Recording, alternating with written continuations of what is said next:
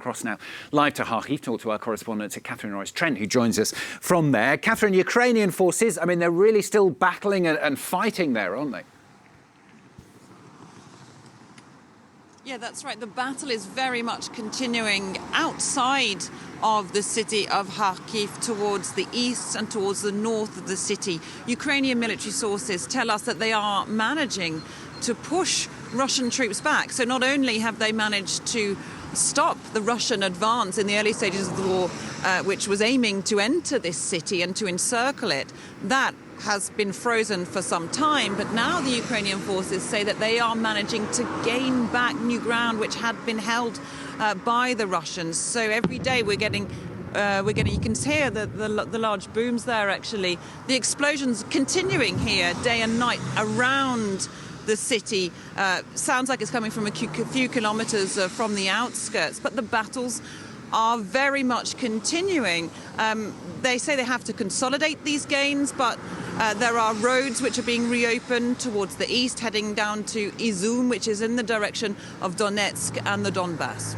And as we can see behind you there, Catherine, in the meantime, some life at least just carrying on as normal in a way. Yeah, it's really interesting because some traffic is back on the roads. People are out on the streets to some extent outside of the very centre of the city, which is very deserted. And, you know, all areas pretty much deserted if you go forward from 3 p.m.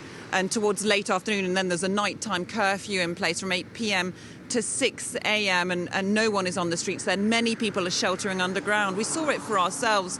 Lots of people still sleeping in the metro, the subway system here in Kharkiv, taking shelter there, sleeping on the platforms and inside the carriages of disused subway trains themselves. And some of them have been doing that now for 5 weeks because this city has been coming in for very heavy attack, intense artillery pounding, and people have been trying to find ways to live with that. The local authorities say that around a third of the population of Kharkiv, which before this latest war stood at around 1.5 million people, have fled. They say now some of those people are coming back. So men who've taken their families to relative safety elsewhere in Ukraine or helping them to cross the border and are coming back to fight or volunteer.